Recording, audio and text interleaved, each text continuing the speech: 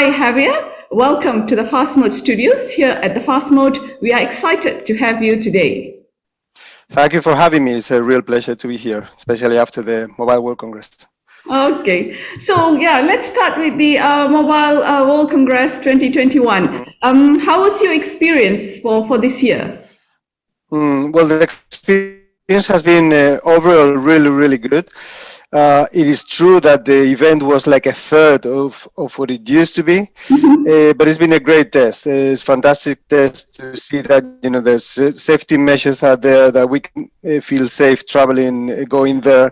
It was an absolute pleasure after 18 months of lockdown to meet people face to face and to have deals again and discuss about many issues. Everybody was very happy. Everybody was very open to meet and to discuss. So we were, absolutely happy to have it. And as I said, this is a great test to reassure people that the next edition coming in February is going to be like maybe not exactly 100% another one, but it's going to be much closer. No? So it's very worth to go. It's very worth to see how the industry has evolved. There's no stoppage. All the projects are still there. All the passion is still there. So it's again the greatest event in telecom industry in the world. So absolutely worth to go. Oh wow! Yes, sounds fantastic. Sounds fantastic that you guys have finally brought the event together, and this sort of kickstarts a string of new events for telecoms for this Absolutely. year after the long break that we all had. Okay, so let's go to Suma Networks now, and when we say Suma Networks, one of your key solutions will be the unified subscriber management. So. Let's recap. Why is unified subscriber management important for operators as they roll out 5G? Yeah, well, probably the key point is that we are like trying to rush into 5G a lot. The marketing concept is there. Marketing space has been very well occupied by the industry, GSMA, and all the carriers and the players. Even now, consumers, we look at 5G as something that is desirable, as something that we might even pay for somehow. So it's something that we really want. There's a lot of attractive use cases. But now the reality is that we need to implement 5G. And implementing 5G is not so obvious. I mean, from the technical point of view, everything is defined and is there. But then the execution is not so easy. Because there's a big investment to do from the carrier's point of view. First, from the radio part, that's where the focus is now. All these initiatives about Open RAN and the other RANs. So all the radio access networks that have to be implemented, all the antennas, tricking out all the systems, and so on and so forth. And then second part is the core, which is again already there from the point of view of how the technology is defined, the architectures, and so on. But then now it comes to implement it. So for carriers, it's a huge investment with a great uncertainty on how am I going to recover the return on investment on this, because I'm promising more speed to my consumers, but maybe they will not pay for it. Maybe the guys benefiting this is the guys with in the application layer. So maybe I'm investing a lot of money, so there's still, some conundrum situation in which we still don't know how it's going to happen. So what is very important is that the transition is going to be long and not easy. And then carriers should think about a system in all the elements in the network, but in the space where we are, unified data management, a system that can take you to the 5G seamlessly at a very reasonable and controlled cost, and it's going to allow you to do all this transition where you're going to need 4G for sure, because there's an intermediate stage that is 5G NSA that, some people are reluctant to call it 4.5G, but that's what essentially really is the same radio network with some tweaks to the core. So you need a UDM system where you can do the old Gs, the 5G NSA, and then finally the 5G SA, and then you can accommodate to your business model. So you don't have to pay upfront if not needed, so on and so forth. And that's what we offer. That's as Suma Networks, that's what we bring to the table. No, we say we cover the all Gs. So you will have still your subscribers with profiles for even 2G, 3G, 4G, 5G, NSA 5G. And then you can freely decide when you're going to launch the systems, when you're going to address your investment, and when you're going to offer it to your customers. But if you don't have this system with multi-G, then the transition is going to be very complicated, because what happens, maybe you're in, in the middle of London or Madrid or whatever the city, you have an excellent 5G in a couple of years' time, and then you go to the field, you go to the countryside somewhere, and then there's no 5G coverage. Then you have to fall back to 4G, and maybe worst case scenario, you have to fall back to 3G. You go in holidays to some certain country, you have to even fall back to 2G. So you really need to do all these interconnections, for a long time until we really have 5G only, 5G standalone all over the world. Yes, that's going to be long and complex. Okay. So I think you touched about this, yeah. So when there's so much talk about 5G, and then we see all the deployments, but then there are a lot of complexities within that deployment. RAN is just one aspect of it. So a unified data management is one that is absolutely necessary. So what is the impact of unified subscriber management on customer experience, especially across subscribers with multiple plans? And now with 5G, we will also have a lot of IoT type of plans, and then they are also subscribers to some fixed plans. So what is the impact? Well, from the point of view of the user experience, we should be completely transparent to them. So they shouldn't understand what is the complexities of the network. They shouldn't understand if there's a UDM or not, it is 5G or not.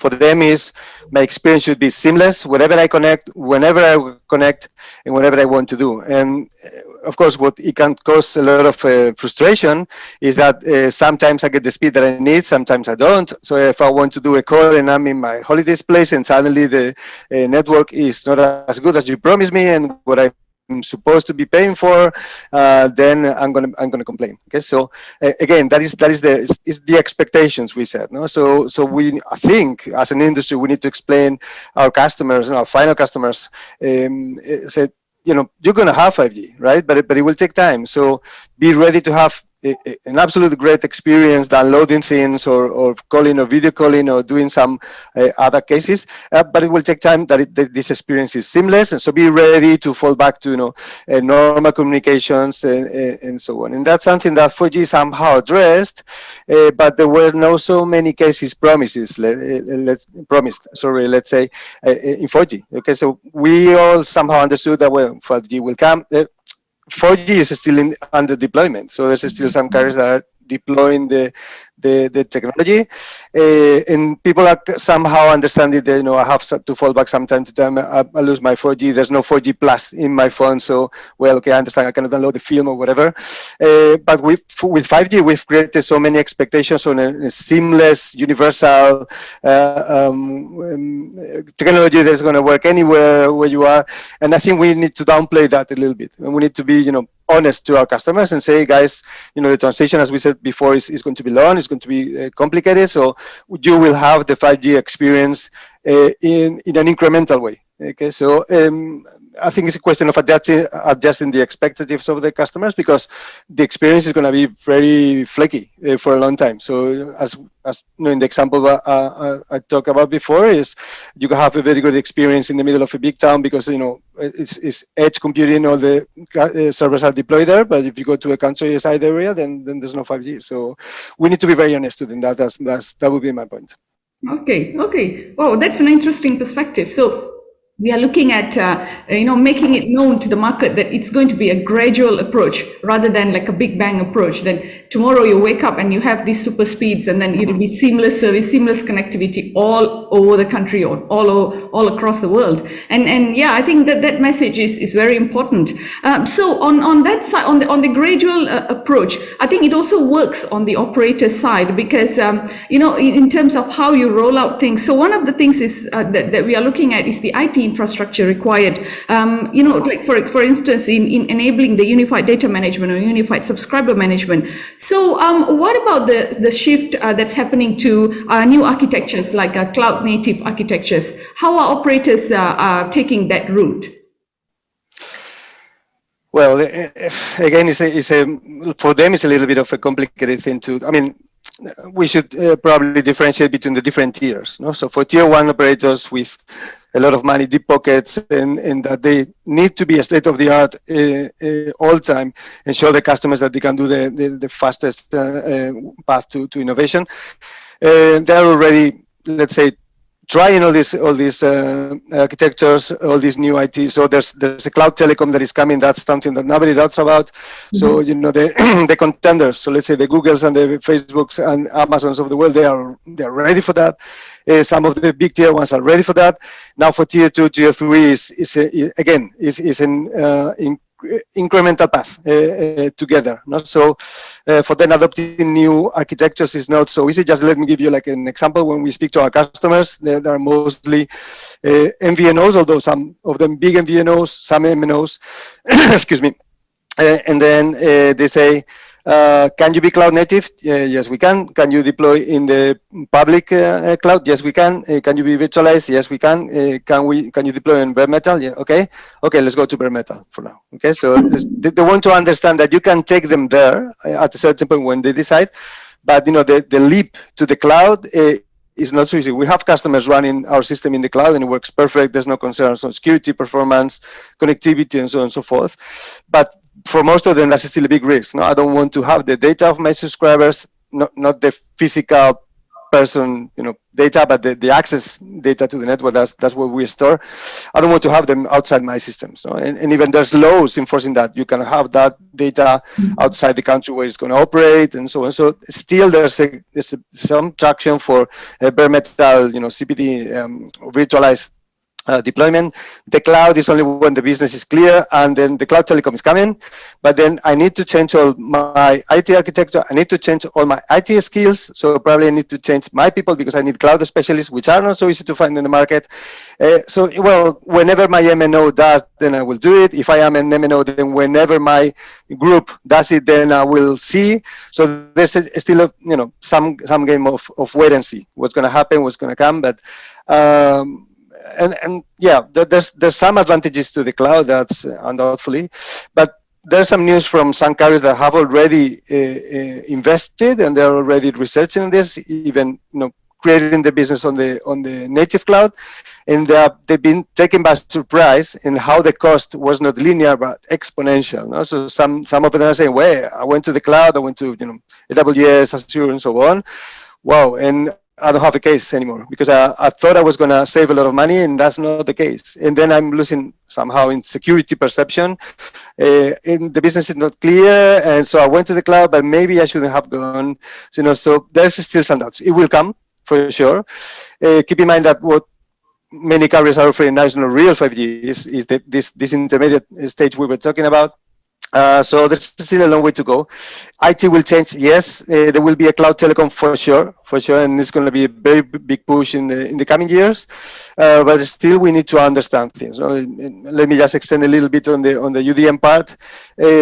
What should I slice? Should I slice my whole system as a monolithic thing, or should I slice some instances of it, which I think is a nice feature, or should I just slice operations? No? So there's some commands that we do in the UDM. Should I slice the update location? Should I slice this? So it's not clear where we really have to. And if we speak to our customers, they say, as long as you can scale up in an NFV environment correctly, then we're fine. No? We don't need any more slicing because the slicing can become really, really, really complicated. Microservices is a great architecture, but it's not for every case. And then people deploy microservices, they are realizing, Kubernetes is great, microservices is great, but then you have to orchestrate that. And then they are starting to talk about macro services as a way to put together some microservices.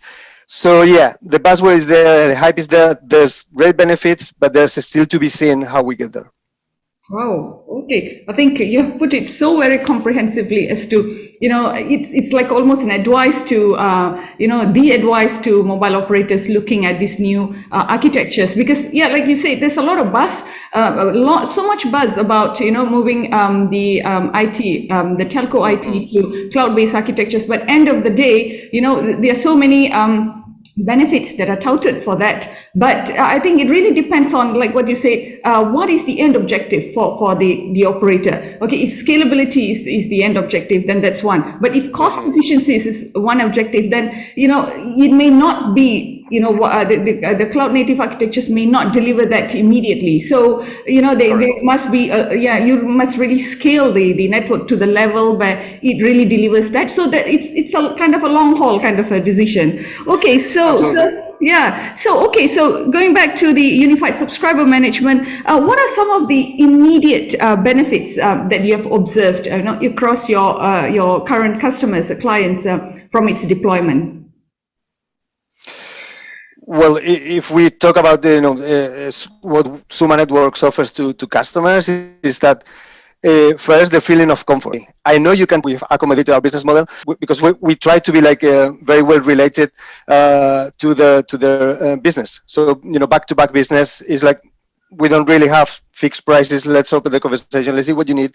Let's see what I can offer you, and so on and so forth. No? So for them, it's comfort. So, okay, I know you can take me there. I'm fine. Okay, let's keep working together. And that's the first feeling. And the second is that they know they have a lot to resolve, and they know they have this transition we've been mentioning before. No? So they feel like, okay, this is the right system, because then whatever I do, even if I go 5 years standalone, you still can take me there. Okay, but in the transition, you there, I can do roaming with my other partners and so on. So, yeah, I would probably summarize it in comfort and cost control. They know where they're going and how much it's going to cost and how much it's going to take them. So that's where we bring to the table. And I guess that with our competitors, it's probably kind of the same thing, but we know that some of them are really ready for this, for the Gs. Not some of them have just gone to 5G as if that was the reality next year, and that's not going to happen.